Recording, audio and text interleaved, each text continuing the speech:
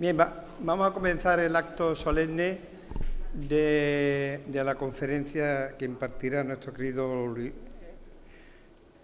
Es un tema bastante interesante y voy a decirle unas palabras iniciales antes de pasar a la presentación de su currículum. Estamos en la fase final del último trimestre del curso, en el que se ha elaborado un interesante programa de actividades, una de ellas celebrada el pasado viernes en el Ateneo de Sevilla.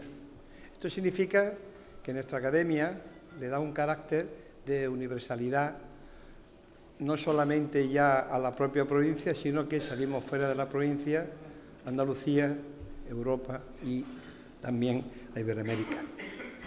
Contamos hoy con la presencia del ilustrísimo señor académico de número de la Academia Iberoamericana de la Rábida, don Luis de Vega Hernández, que impartirá la conferencia titulada «3 décadas de reporterismo de Huelva al mundo». Sean mis primeras palabras de recordatorio hacia quien fuera vicepresidente de nuestra academia, el ilustrísimo señor don José María Ramos Muñoz, fallecido el día 6 de abril, es decir, recientemente. Descansa en paz.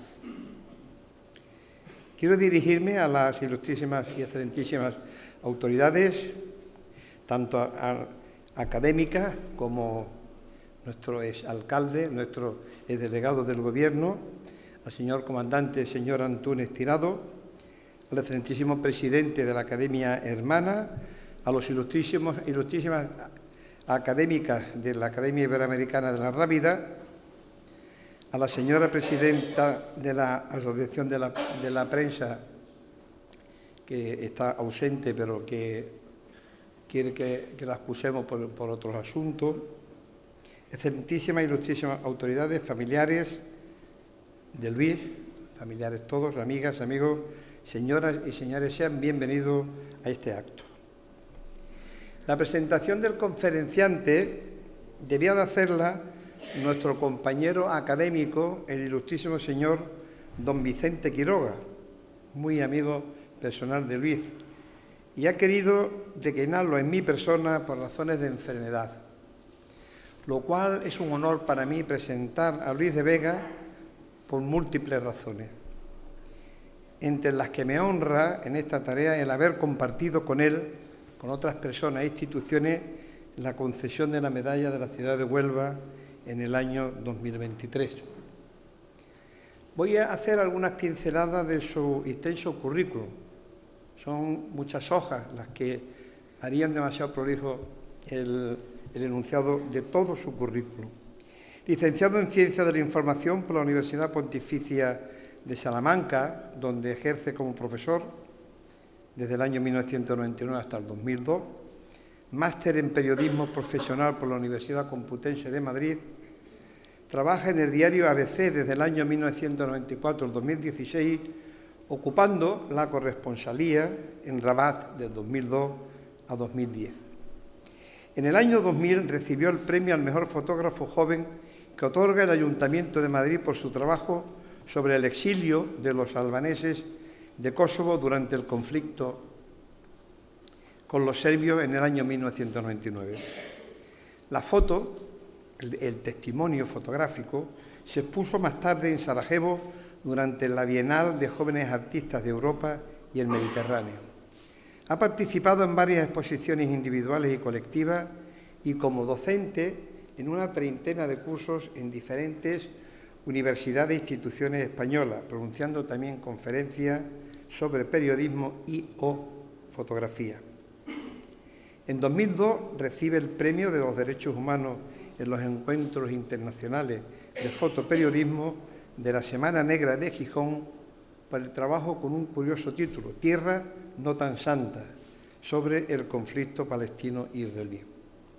En 2003 publica el libro El Rocío, editado por la Fundación El Monte, con fotografías realizadas a lo largo de 7 años en torno a la romería que se celebra en nuestra provincia de Huelva. Yo tengo que decir que no creo que haya una persona en Huelva que tenga más fotografías sobre el camino del Rocío, concretamente sobre el camino de la Hermandad de Huelva, como lo tiene Luis. Doy fe de ello. En 2006 fue galardonado con el Premio Periodismo y Derechos Humanos del Consejo General de la Abogacía Española por la cobertura en diferentes países de África del fenómeno de la migración a Europa. Este asunto sigue figurando entre sus prioridades. En 2009 presentó su proyecto La vida perra de Chukri, una evocación fotográfica por diversos escenarios de Marruecos sobre la obra del escritor Mohamed Chukri, al que retrató unos meses antes de morir en 2023. Unos minutos solamente, me paro aquí porque me llamó mucho la atención el título y os recomiendo que profundicéis un poco en la personalidad de este personaje. Es realmente curioso. Yo que pensaba que iba a dedicarle unos minutitos para preparar esto y me llevé un par de horas estudiando a esta persona muy interesante. La exposición viajó de la mano del Instituto Cervantes por 8 ciudades de Marruecos y posteriormente a Ceuta y Granada. No me resisto a recoger algunas de las palabras en cita textual de la Laudatio de Vicente Quiroga, su gran amigo, al discurso de ingreso de Luis de Vega en la Academia Iberoamericana de la Rábida el 13 de octubre de 2015. En cita textual: un querido compañero, nacido en Huelva en 1971, al que conozco desde hace muchos años y que pertenece a una gran familia con algunos de cuyos miembros he tenido y tengo una gran amistad y aprecio. El recuerdo imborrable de su querido padre, el doctor Teodoro de Vega, que operó a mi hijo David con sus diestras manos de prestigioso traumatólogo. La relación profesional con su tío Aurelio de Vega, entrañable colega en el periodismo radiofónico, y por haber compartido sus primeros pasos en la profesión en la redacción de la antigua Radio Popular, la COPE actual. En lo que no hice más que confiar, dice Vicente, en su competencia y preparación, en la seguridad de que su trabajo estaba en muy buenas manos, como muy pronto pudimos comprobar cuando de inmediato demostraría con eficacia y excelente actitud el desempeño de nuevas misiones y cometidos ejercidos con admirable brillantez. Su discurso no es más que una rotunda confirmación de su brillantísima e intensa carrera profesional. Y termino con la cita. En su discurso, Luis de Vega ha dejado muy clara la cita moral del periodista. Y recordaba: yo soy más bien un reportero que trata de dar guerra, que esa es una de las funciones del periodismo, aunque suene feo. Contar lo que muchos no quieren que se cuente. Sacar a la luz de la realidad más incómoda. Desconfiar de los que ofrecen exclusiva a cambio de nada. Durante sus años de profesión ha realizado cobertura en más de 30 países, tras comenzar su andadura, como se ha dicho, como periodista en su ciudad, haciendo práctica en la cadena COPE, y formó parte de comunicación que preparó la visita del Papa Juan Pablo II a Huelva en el año 1993. La Semana Santa, como he dicho, los caminos del Rocío y las faenas pesqueras en el litoral onubense son algunos de los escenarios en los que se empezó a formar como fotógrafo. De ahí dio el salto a coberturas de todo tipo, como redactor y reportero gráfico del diario ABC durante más de 2 décadas. Primero en España y después en el extranjero como corresponsal en Rabat durante 10 años, que te traerá inmensos recuerdos. Se dedica actualmente a informar sobre los conflictos entre Israel y Palestina y la guerra de Ucrania, como miembro de la redacción del diario El País.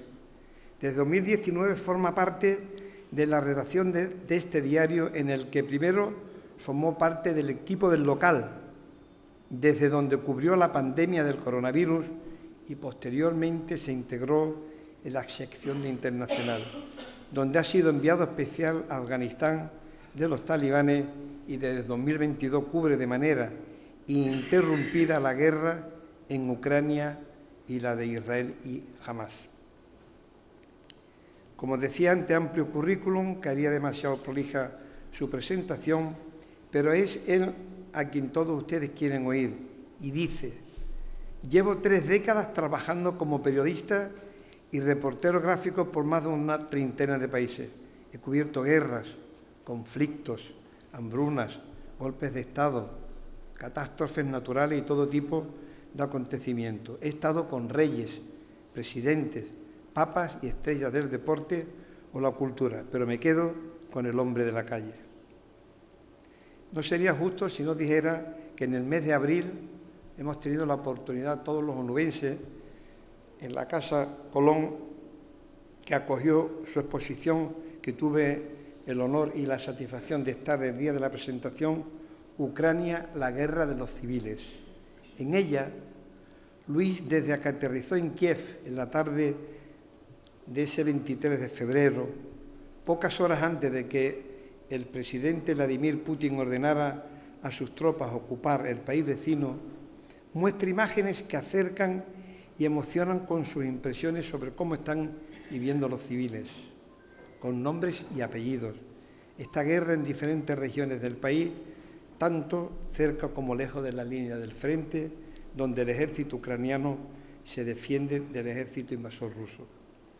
Nuestro académico ha obtenido recientemente uno de los premios más importantes, que es el 39º Premio de Periodismo Cirilo Rodríguez en Segovia, del que también fue finalista en los años 2007 y 2011, y el Premio Asociación de la Prensa de Madrid al Mejor Periodista del Año en 2022. También bastan sus palabras en la entrega de este premio. Como se suele decir, Luis no tiene pelos en la boca. En este premio, Cirilo Rodríguez, que como ustedes saben, fue corresponsal de Radio Nacional de España en Nueva York, que falleció en Madrid el 21 de noviembre de 1980, cuando acudía a su trabajo en la Casa de la Radio, y que, entre otros acontecimientos, narró la llegada del hombre a la Luna. En definitiva, Luis de Vega es un profesional valiente, con letras mayúsculas, que al recoger el galardón ha recordado a todos los compañeros que dignifican esta profesión en la cobertura de la ignominia de la actual guerra en Gaza, donde ha acusado a Israel de matar a miles de palestinos y a la vez impedir la entrada a la franja a los periodistas que, como él, quieren acceder para contar todo, absolutamente todo lo que está pasando allí. Luis, tuya es la palabra.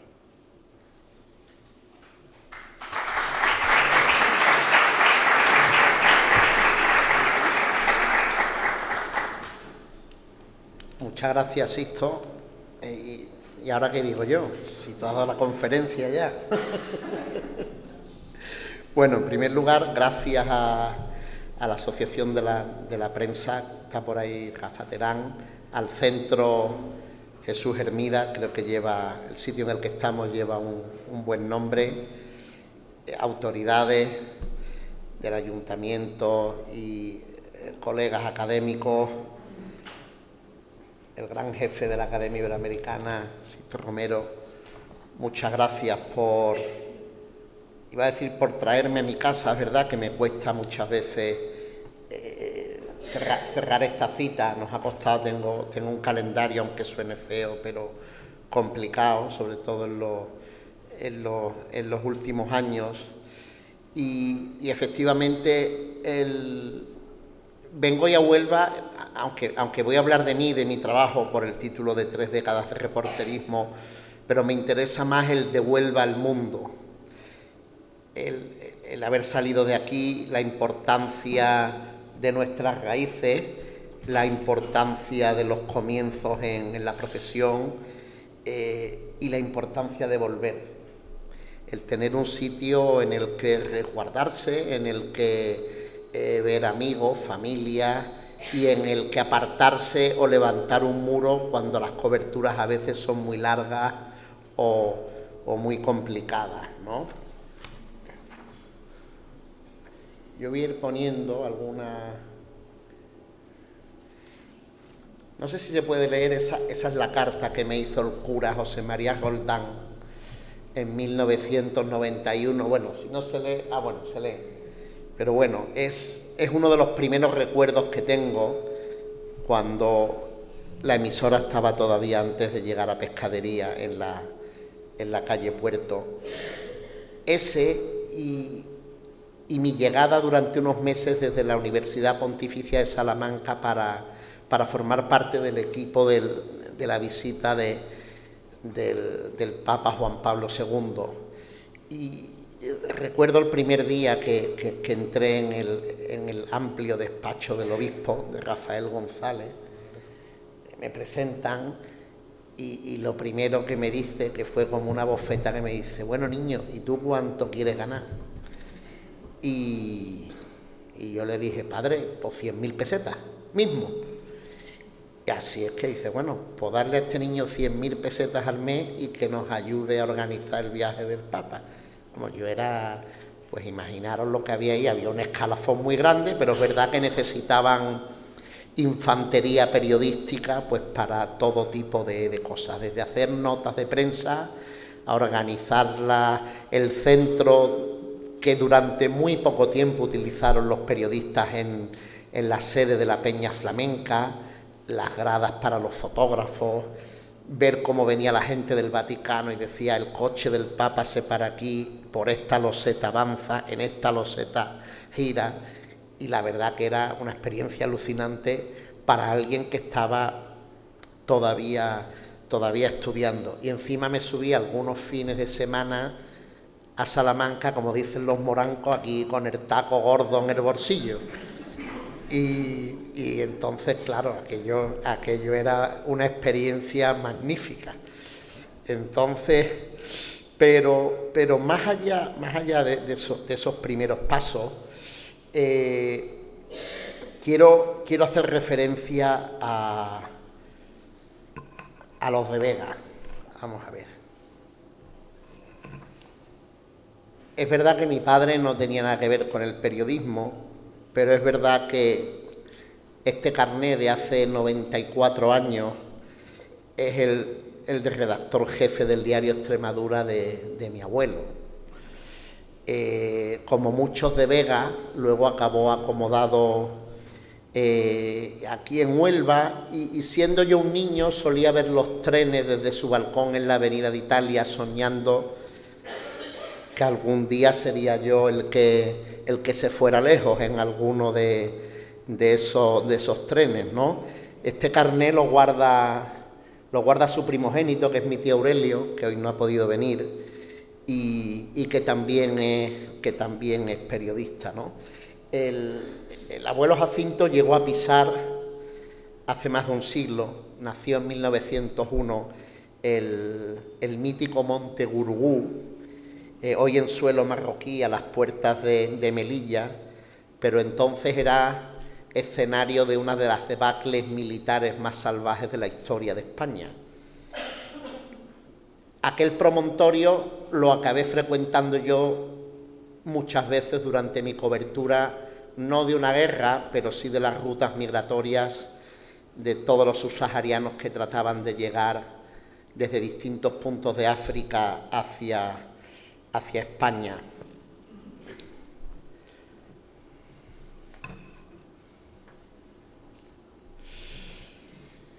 Fue Jacinto de Vega Relea, mi abuelo, probablemente el que hiciera el mejor retrato que me han hecho nunca. Y al menos es el que conservo con más cariño. Se llama retrato a máquina, aunque no estuviera hecho con una máquina de fotos. Tenía yo 9 años cuando mi abuelo, que entonces tenía 79, dio vida a este folio en su apartamento de Punta Umbría, y pocos años después el abuelo murió en este piso del que les he hablado, de la Avenida de Italia, y recuerdo que pese a mi juventud yo quise ser uno de los que a través de la escalera bajamos su féretro hasta la calle. Mantengo varios tesoros suyos, entre ellos estos versos y parte de su colección de monedas.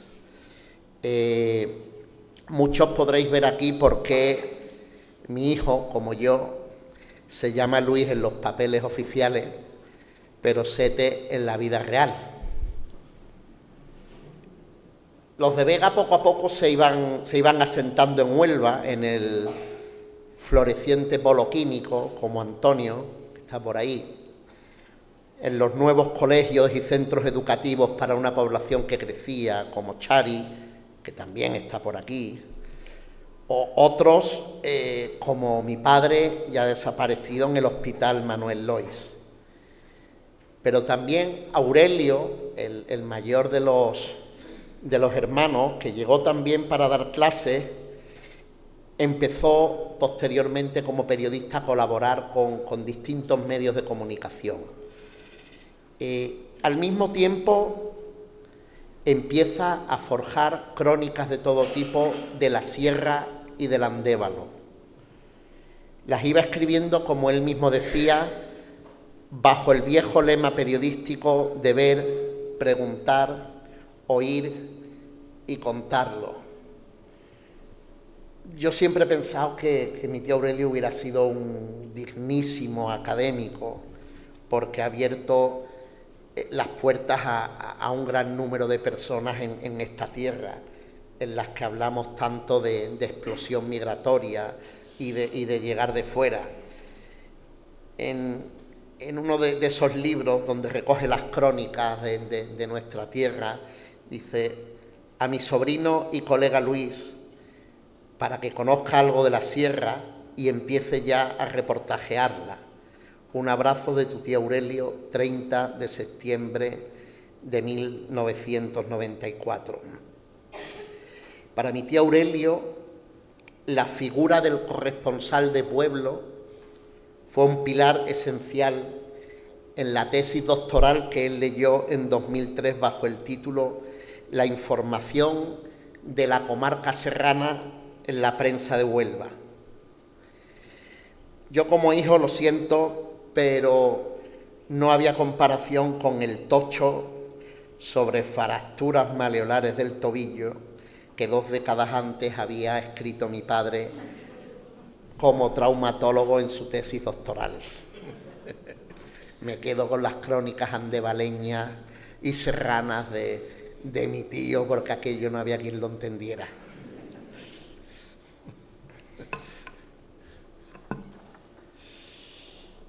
Por eso mismo, llegado el día, yo decidí no seguir los pasos de mi padre, muy a su pesar, sino los de mi abuelo Jacinto y los de mi tío Aurelio. A él, a mi padre, eso de ser reportero al principio le supo a poco, pero recuerdo bien las últimas conversaciones que mantuve con él. Fueron a través de mucho ruido por un teléfono satélite en el año 2003. Yo estaba cubriendo la guerra de Irak y él estaba aquí apurando sus últimas semanas, amenazado por un cáncer galopante. Recuerdo que yo pude regresar a casa apenas 3 o 4 días antes de que él falleciera a los 66 años, y sí me dio tiempo de, junto a sus manos, antes de cerrar el féretro, dejar la hoja del periódico de mi último reportaje publicado. Y estoy convencido de que se fue satisfecho de tener un hijo periodista. En este sentido, quiero destacar en la memoria no solo de mi padre, sino también de mis ancestros, mi tío y mi abuelo, la importancia de la prensa local. Estamos en Huelva, estamos donde yo empecé, en la calle Puerto, cubriendo cosas en principio que consideramos pequeñas, pero que cuando la conversación avance más unos cuantos folios se darán ustedes cuenta de que la prensa local es el comienzo de todo. Aquellos corresponsales de pueblo a los que hacía mención en su tesis doctoral mi tía Aurelio, los hemos debatido recientemente en Segovia con motivo del premio Cirilo Rodríguez de este año.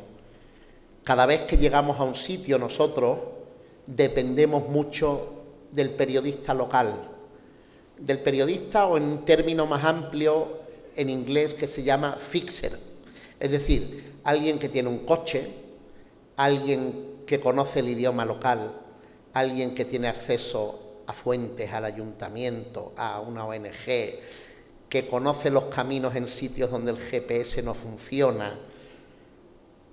En honor a todas esas personas tenemos que ser nosotros tremendamente agradecidos porque gracias a ellos escribimos nuestras crónicas. Es decir, nosotros no somos superhombres que llegamos por primera vez a Ucrania, Afganistán o a cualquier otro país conociendo ya de antemano al secretario de Zelensky o al alcalde de la ciudad de Kharkiv.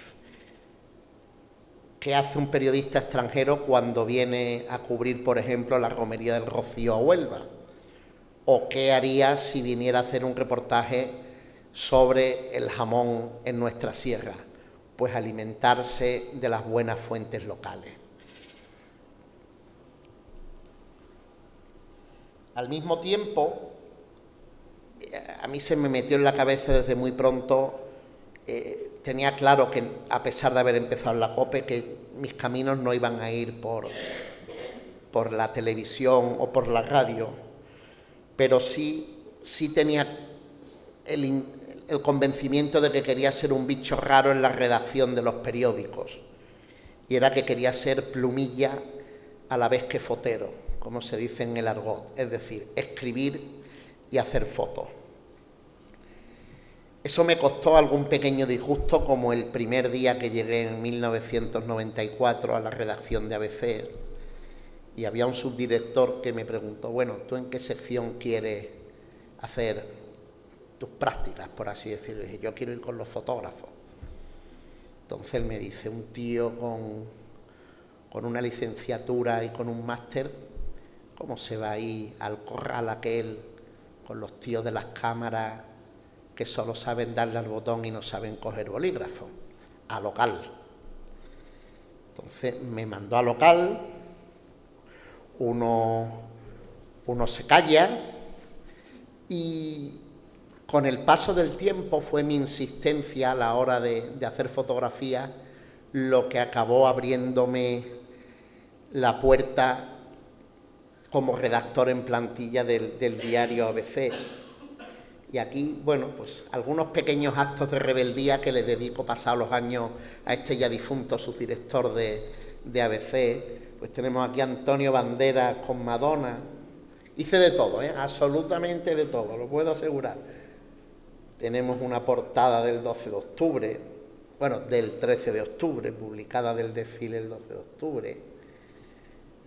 La primera vez que se levantaron al cielo las manos blancas contra ETA, con el asesinato de Francisco Tomás y Valiente, y un poco en esa especie de locura de estar fotografiándolo siempre todo, pues guardo esta foto de mi salida de la iglesia de la Cinta como recién casado. Es decir, yo llevaba una pequeña cámara en el chaqué y decidí que aquel día yo iba a hacer mi propio reportaje de boda. Y bueno, gracias al autofocus rosa, ¿verdad? Al día siguiente por la mañana salvamos las últimas fotos antes de caernos rendidos en la cama. Pero bueno, son pequeñas locuras que sirven para explicarme un poco qué era lo que yo buscaba como reportero. Llegados a este punto, yo tengo preparado un vídeo que se me ha ido un poco de madre porque son 15 minutos, pero con el que quiero abrir y cerrar un círculo desde el punto de vista fotográfico de cómo fueron mis primeros comienzos montando carretes, y eso Perico lo sabe bien, montando latas de 50 metros, desmontando a oscuras los chasis y luchando para que no entrara luz y fotografiando en nuestro entorno más próximo, y cómo voy acabando de fotografiar lugares más lejanos de nuestra tierra, pero siempre con el deseo, ya lo veréis cuando acabe el vídeo, de volver a casa y relajarme con, como dice Sisto, el polvo del camino y las arenas, que me vienen muy bien para desengrasar, ¿no? Es como el que escribe en un chiringuito de la playa en Punta Umbría sus sonetos a vuela pluma. Yo cojo la cámara y aunque vaya en el tractor montado con mi mujer y con mis hijos, pues siempre llevo una camarilla por ahí donde voy tomando apuntes, como quien dice.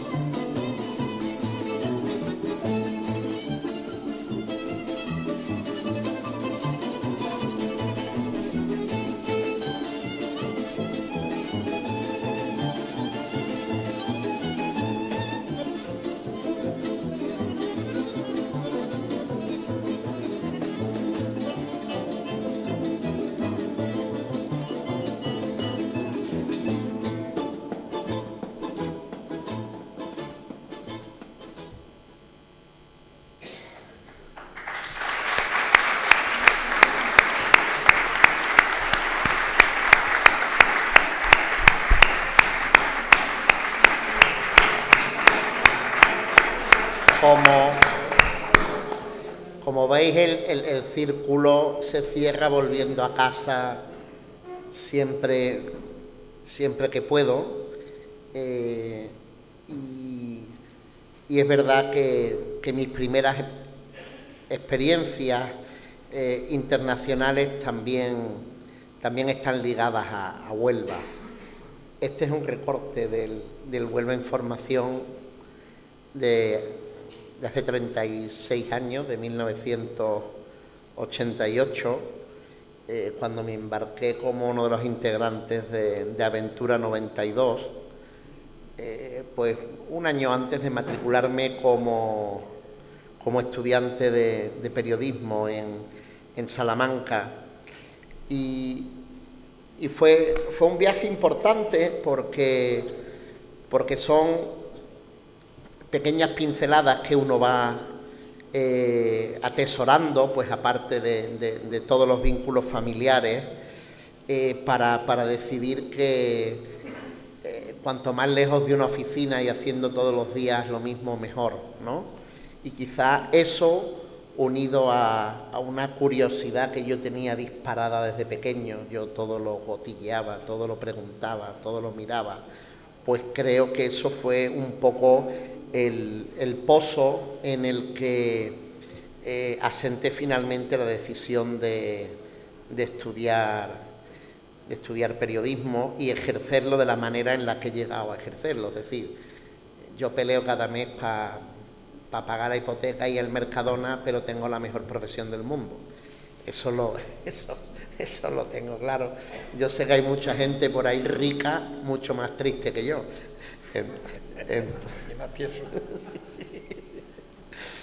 Entonces, pues, ya una vez estudiando en Salamanca, es verdad que para mí fue muy importante el impulso que me dieron los colegas de la Sociedad Fotográfica de Salamanca, una institución de las antiguas, de cuando se hablaba de la fotografía casi como un invento nuevo, y que en realidad para mí lo era, ¿no? Y con ellos aprendí pues todo lo que había que aprender de fotografía y que yo no aprendía en la facultad. Y gracias a ellos yo monté mi laboratorio en el aseo de casa, revelaba los primeros carretes, aprendía a mirar, porque es verdad que por muy buena que sea la cámara que tengamos, es el fotógrafo el que hace el que capta la imagen. Y a raíz de esos estudios en la universidad y mi llegada con el máster a la redacción de ABC, empecé a dar saltos, insisto, de nuevo por mi cuenta. Es decir, aunque a uno le digan muchas veces que no y nos hemos dejado los nudillos en muchas puertas, pues mis primeros viajes a Palestina a finales de siglo fueron unos pocos meses antes de la segunda intifada, en mis semanas de vacaciones. Eran en mis semanas de vacaciones que me señalaban como una especie de loco. Yo iba con tan pocos medios que en Rafah, en el extremo sur de Gaza, donde se está librando estos días la más cruenta de las batallas, no se le puede llamar batalla porque hay un solo ejército y no hay prácticamente combates con Hamás, o sea, es una apisonadora bélica con mayoría de víctimas civiles. Pues estando en Rafah, en un piso que me habían prestado, pues se presentaron dos miembros del Mujabarat, los servicios secretos palestinos, una madrugada, porque yo iba tan tirado que sospechaban de mí y pensaban que era un espía judío. Entonces pusieron la pipa encima de la mesa y dijeron: a ver, ¿tú quién coño eres? Entonces yo traté de explicarles que era periodista y ellos me decían: hombre, pero los periodistas vienen aquí con un chofer, con un intérprete, traen un chaleco antibala en condiciones, tú lo que traes casi el chalequillo de cambiar las ruedas en la cuneta. Y estuve un rato tratando de hacerles ver que no era un espía. Al final se convencieron y ahora que no puedo entrar en Rafah me acuerdo de toda la gente a la que yo conocí en Gaza durante aquellos años, ¿no? Y luego esas experiencias eran las que me sirvieron para ver realmente para qué sirve un periodista en estos sitios, ¿no? Es decir, cuando a mí me mandan a vivir a Marruecos en 2002, coincidiendo por casualidad, porque yo, igual que llegué por primera vez a Ucrania pocas horas antes de que Putin diera la orden de invadir, yo llegué por primera vez como periodista a Marruecos el día que invadieron el islote Perejil, nada más y nada menos. Nadie tenía ni puñetera idea de qué era el islote Perejil. Y me quedé allí prácticamente una década.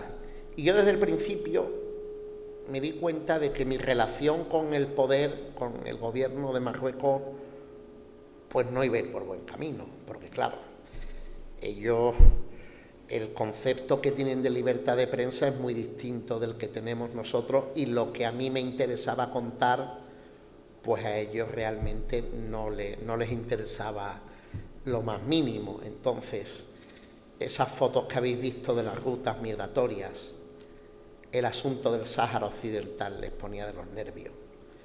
Pues a mí me daban como más ganas de trabajar. Yo tenía el teléfono absolutamente pinchado. Es verdad que a veces tenía miedo por Rosa y por mi hija María, porque uno no sabe nunca por dónde puede venir la cosa. Y hay veces que realmente pues conseguí tocarles las narices al gobierno de Marruecos y al de España a unos niveles que uno realmente se sentía satisfecho y decía, lo hemos logrado. Este tipo de publicaciones que ahora os voy a enseñar son las que a mí me costó la expulsión del país, finalmente. A mí me quitaron la acreditación y tuvimos que de un día para otro volver. Ni siquiera mi hija María se despidió del colegio, pero es de las veces que dice uno, pues esto ha funcionado, esto ha funcionado. Mira, corría el año 2005 y España y Marruecos tenían un serio problema de seguridad en las vallas de Ceuta y Melilla. Es verdad que las vallas de Ceuta y Melilla sirven para controlar a la fuerza el flujo de las dos ciudades españolas norteafricanas. Es verdad que a mí un mando de la Guardia Civil me dijo, oye, ¿tú crees que esto sobrevive sin valla? Y digo, hombre, es complicado, tal como está, al punto que hemos llegado, es complicado, porque la presión de Marruecos forma parte de la reivindicación de los dos territorios españoles. Yo estaba, es la zona del bosque de Mariguari y Rostrogordo, que rodean en la parte marroquí la valla de Melilla. Y estábamos con los chavales, estaba con otros compañeros, reportajeando, hablando con los chavales que estaban esperando una oportunidad para saltar la valla. Y bueno, pues hablando con unos, con otros, nos hacíamos fotos. Si veis, esta foto que en principio es de las que uno guarda para lo que yo llamo la egoteca, luego acabó siendo muy útil pues para esta historia que les quiero contar. Este chaval de la muleta que aparece herido es un camerunés que se llama Tomás de Aquino, y en estos días Marruecos, con el beneplácito silencioso de España, había empezado a mandar a los subsaharianos al desierto, a la quinta puñeta, en algunos casos zonas minadas en el Sáhara Occidental, en otros zonas totalmente aisladas, sin agua. Entonces, bueno, el gobierno de entonces estaba en el 2006, era Zapatero, con Moratinos de ministro de Exteriores, pues cerraban los ojos porque el trabajo sucio, el poli malo, estaba siendo Marruecos. Nos ponían una enormidad de cortapisas para llevar a cabo este tipo de cobertura, pero mes y medio después, después de dar una vuelta de miles de kilómetros por Argelia, yo llego a la zona de Bir Leslu. Bir Leslu es un poblado del sur de Argelia donde en el año 73 nace el Frente Polisario. Y hay un chaval que se me acerca y me dice, oye, tú hace mes y medio me hiciste a mis fotos en la valla de Melilla. Yo llevaba mes y medio sin pasar por casa, siguiendo a los negritos por miles de kilómetros, por un montón de sitios. Digo, pues no te preocupes, que como no he pasado por casa, tu foto tiene que estar aquí. Y el tío iba con la misma camiseta mes y medio después. Y era la camiseta de la selección holandesa con el número 10. Yo de inmediato, pues, aviso con el teléfono satélite al periódico y digo, tenemos la prueba de que no somos unos mentirosos como nos está diciendo el gobierno de Marruecos. Tenemos la prueba gráfica, con nombre, con apellido, con la historia. Y yo hablo con la misión de la ONU en el Sáhara Occidental, que necesitaba unos minutos de internet para mandar estas fotos, y el responsable me dice que él no puede ser cómplice de nada y que yo no puedo mandar las fotos. Así es que yo me monto en un Toyota Land Cruiser y el siguiente punto de internet era a 5 horas de coche por el desierto, pero como nunca nos han puesto fáciles las cosas, 5 horas después yo conseguí mandar las fotos y el texto a Madrid. Esta es la prueba de las cantimploras con las que los tiraban en el desierto, fabricadas en Casablanca. O sea, teníamos una serie de pruebas irrefutables, no solo las fotos, de lo que estaban haciendo en pleno siglo XXI con toda esta gente. Y perdonadme la expresión, pero la hostia que se llevó el gobierno por la mañana fue esta. La prueba del 10. La foto del mismo tipo en la valla de Melilla y a la izquierda bajo la bandera del Frente Polisario. La bandera del Frente Polisario a Marruecos le da más urticaria que a Israel la de Hamás, para que os hagáis una idea. Con lo cual, bueno, pues este fue uno de los reportajes por los que a mí a la postre me acabaron echando de ese país y de los que hay que seguir hablando con el paso del tiempo de cuál es nuestra utilidad como informadores, como periodistas, ¿no? Puebla, que es uno de los viñetistas del diario ABC, pues encima le dio un poco de guasa y publicó al día siguiente esta viñeta.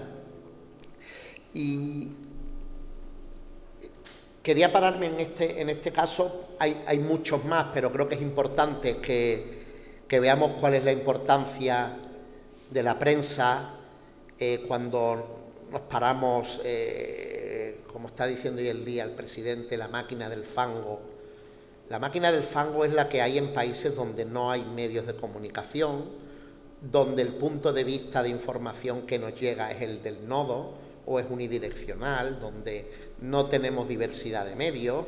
Entonces, el día que empecemos a sobreregular la presencia de medios de comunicación, nos acordaremos del tiempo en el que estamos viviendo ahora. Y es algo que le tenemos que recordar sobre todo a los poderes públicos, ¿no? Después de unos años, pocos pero interesantes, después de salir de ABC, a mí me llamaron del diario El País. Que la gente dijo, coño, ¿te han llamado del periódico de enfrente? Y digo, pues sí, además me han llamado ellos, no he llamado yo. Y el primer lugar en el que trabajé fue en la sección de local, en el mismo lugar en el que yo empecé en el diario ABC cuando aquel subdirector no me dejaba hacer fotos. Claro, no sabíamos que pocos meses después iba a estallar una pandemia brutal y que en los primeros meses el 60% de los muertos por coronavirus de España iban a estar centrados en Madrid. El periódico, en una situación de emergencia, nos manda de inmediato a todos a casa y dice, el que tenga miedo, que teletrabaje y que no pise la calle. Claro, yo levanté la mano y dije, ¿dónde hay que ir?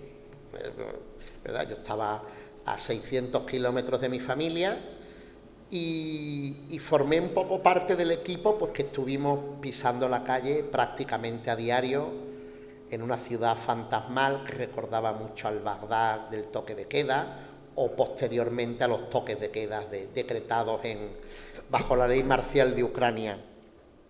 Y hay gente que decía, oye, ¿cómo tenéis a Luis de Vega en local? Y yo estaba disfrutando como un cochino en un charco, hasta que meses después me recuperan de internacional para hacer lo que estoy haciendo ahora, que es decir, salvo algunas semanas y un par de viajes al Afganistán de los talibanes, que eso merecería 3 o 4 conferencias como esta, pues estar prácticamente 2 años en Ucrania y desde octubre pasado con la carnicería de Hamás en Israel, pues vivo bastante más tiempo en Jerusalén que por aquí.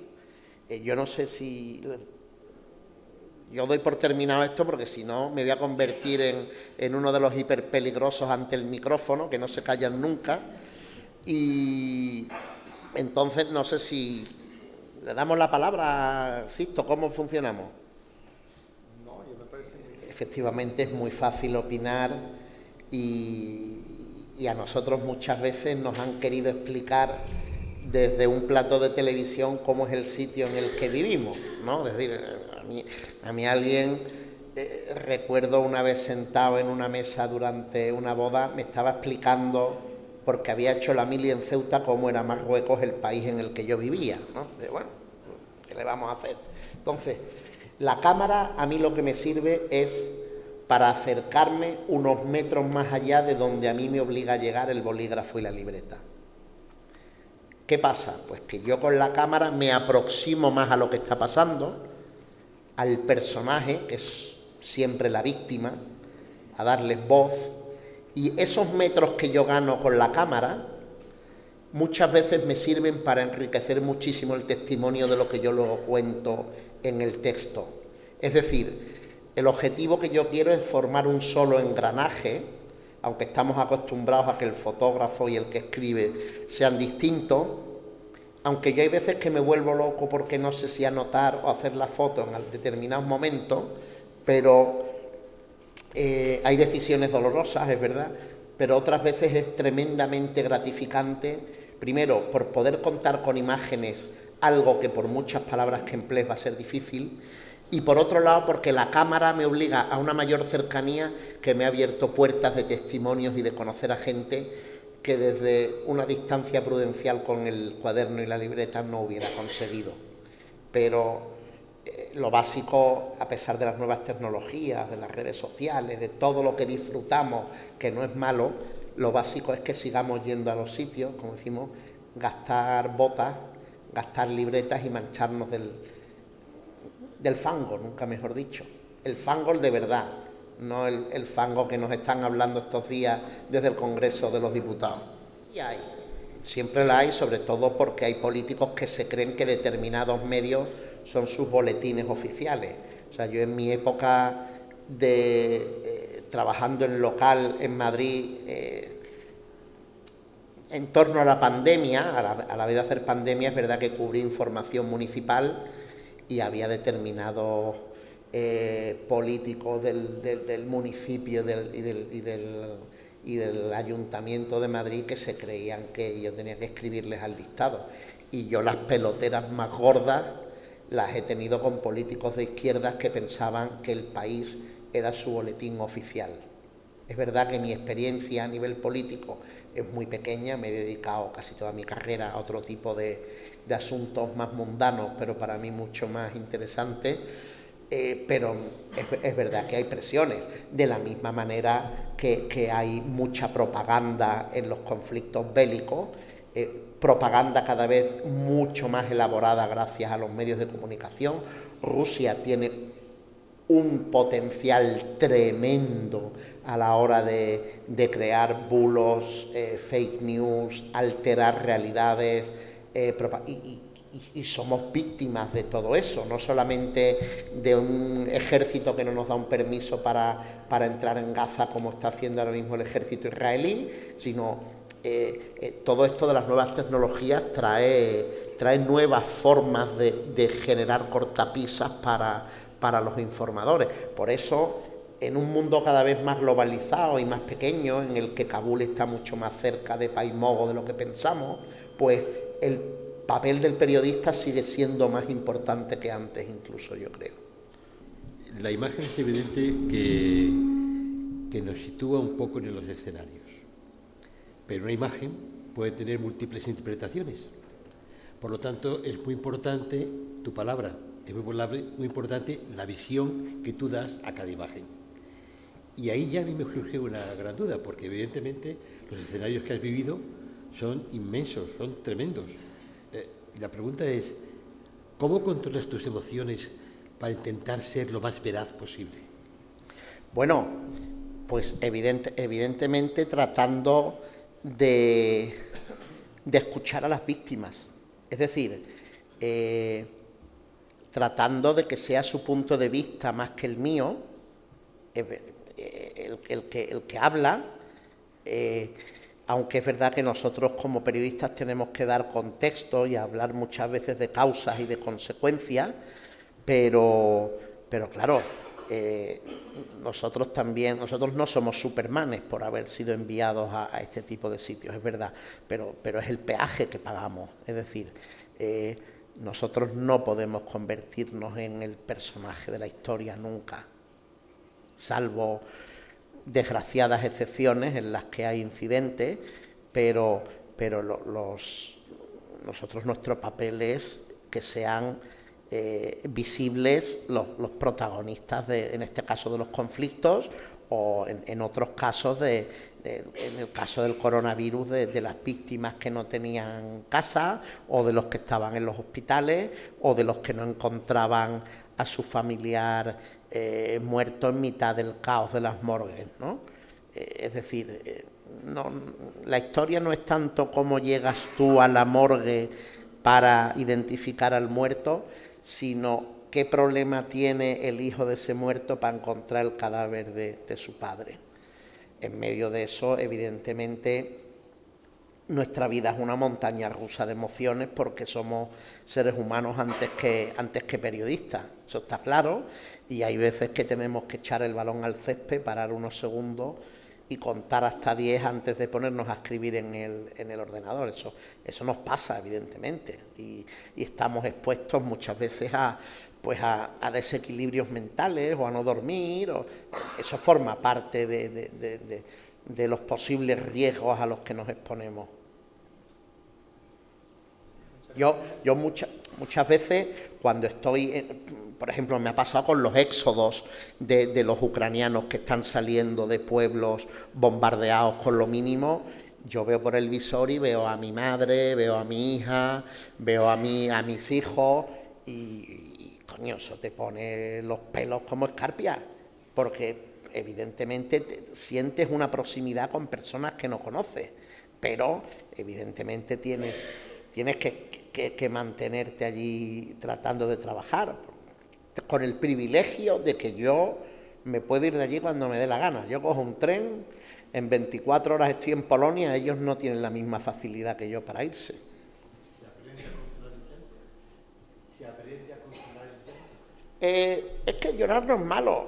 Sí, hay veces que me echo a un rincón y a lo mejor viene un colega y me tiene que abrazar, o yo a él con el casco y el chaleco, en plan, pero no es malo. Lo echas para afuera y en 30, 40 segundos estás otra vez haciendo fotos. No es malo. No es malo de vez en cuando pegarte ahí un ratillo de lágrimas. No, a mí me ha pasado últimamente varias veces y tampoco estoy entero. Sí, no pasa nada. ¿Alguna cuestión más? Bueno, pues con vuestro permiso, precisamente la frase que has dicho últimamente, la última que has dicho, escuchar a las víctimas, y la exposición en la Casa Colón, Ucrania, la guerra de los civiles, es precisamente lo que me ha dado pie a la hora de escribir lo que les voy a leer. Y créanme que aunque algunas cosas ya las he dicho en otra ocasión, pero a mí los que visteis esa exposición realmente fue increíble porque es que cada imagen que se veía en cada foto era precisamente el ponerse los pelos de punta y sobre todo el ojo de Luis con lo que captaba. Como les decía, permítanme algunas palabras antes de dar por finalizado el acto, que les diga que vivimos en un mundo cada vez más convulso, más complicado, más complejo y, por qué no decirlo, más peligroso. Y cada vez son más acertadas y a tener en cuenta las palabras de Mahatma Gandhi, también lo he dicho, figura icónica de la lucha por la independencia de la India y de la no violencia en 1946, su país natal, que todavía hoy sirve de inspiración a muchos movimientos civiles. Y dice así: si hay un idiota en el poder es porque quienes lo eligieron están bien representados. Putin, yo decía hace unos días, Putin es algo más que un idiota, pero añado, Netanyahu es algo también más que un idiota. No podemos mantenernos al margen de lo que está sucediendo en él. No podemos callarnos, como no se ha callado Luis. Ahí está la palabra.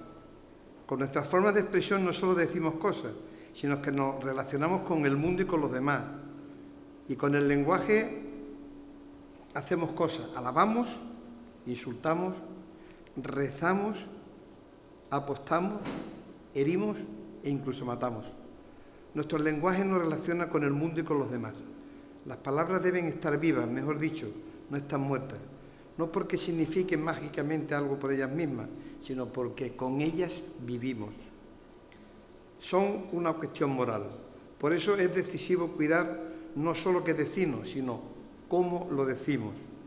En este sentido, creo que coincidimos todos con Luis y como él quiero dejar constancia de nuestro rechazo más absoluto, y creo hacerlo en nombre de todos ustedes, a la barbarie a la que estamos asistiendo últimamente, como lo ha puesto de manifiesto Luis, primero en Ucrania y ahora en Oriente Medio, y también en otras partes del mundo que no tienen ese poder mediático como el que está teniendo Ucrania en estos momentos, y que no están teniendo tanta visibilidad.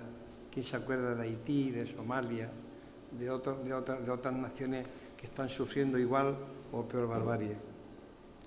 Con esta actividad y la futura que haremos, nuevas y renovadas ilusiones nos embargan cuando pensamos en seguir colaborando como lo venimos haciendo con esta ciudad hace más de 25 años, con instituciones públicas y privadas y aportando nuestro pequeño grano de arena en pro de la cultura.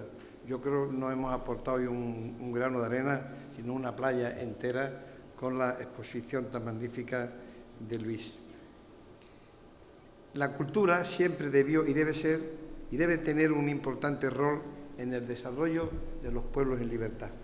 En este mundo y en esta nueva sociedad hemos de situar nuestras señas de identidad. Él ha hablado de un círculo ahí maravilloso, singulares al mismo tiempo que plurales.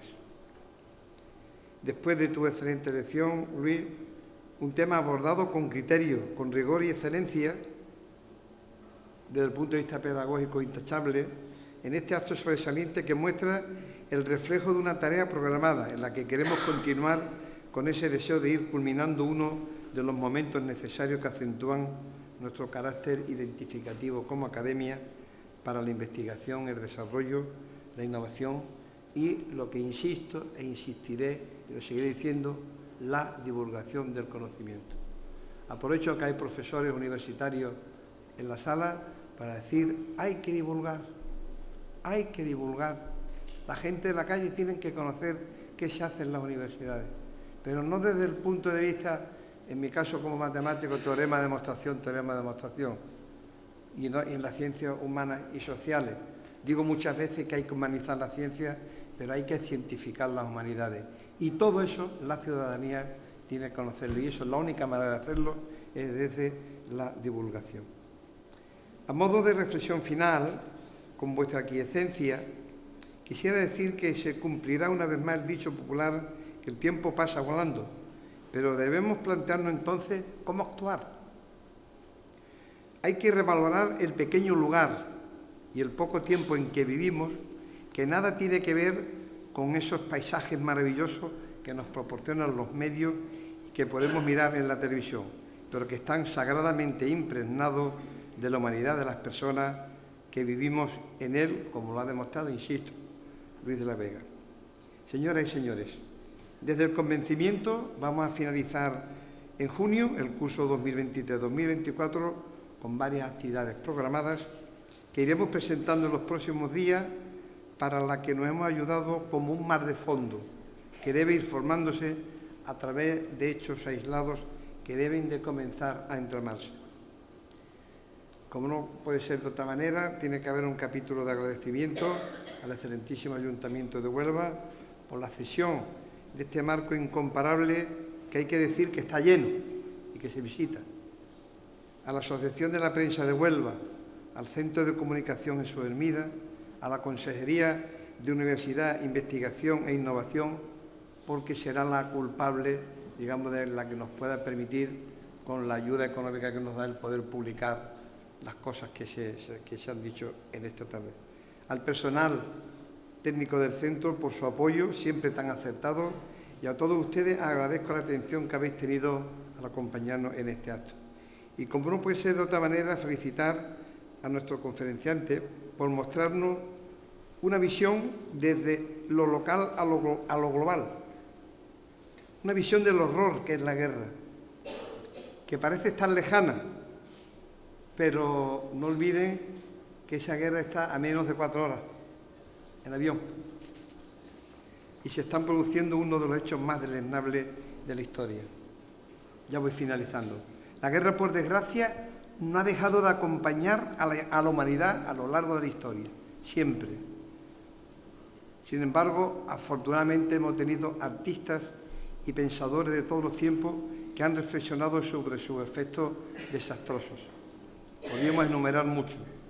Voy a ponerles dos ejemplos. Uno de ellos, Goya, con una de sus obras, Duelo a garrotazos. Simboliza el impulso cainita que lleva a los seres humanos a despedazar a los semejantes. Y la pregunta que nos hacemos, ¿por qué? ¿Para qué? El hecho es que la violencia es un instrumento para alcanzar más poder o más riqueza. También el gran pintor de Amberes, Peter Paul Rubens, en su obra Los horrores de la guerra, o también llamado Los desastres de la guerra, o Venus intentando detener a Marte, se destaca no solo como un mero pintor, sino como un diplomático que alza un grito antibelicista, cuyo genio le hizo ser capaz de plasmar esta confrontación no ya solo europea, sino personal, como hijo de un calvinista que hubo de abjurar su fe. Aunque con cierta dureza, no más que la que ha mostrado nuestro querido Luis, quiero finalizar con esta frase de Heródoto de Halicarnaso, un historiador griego. Dice así: ningún hombre es tan tonto como para desear la guerra y no la paz. Pues en la paz los hijos llevan a los padres a la tumba y en la guerra son los padres quienes llevan a sus hijos a la tumba. Muchísimas gracias a todos por su asistencia en este acto, en especial a ti, Luis, por tu lección magistral. Buenas tardes a todos, salud, ciencia y paz. Muchísimas gracias.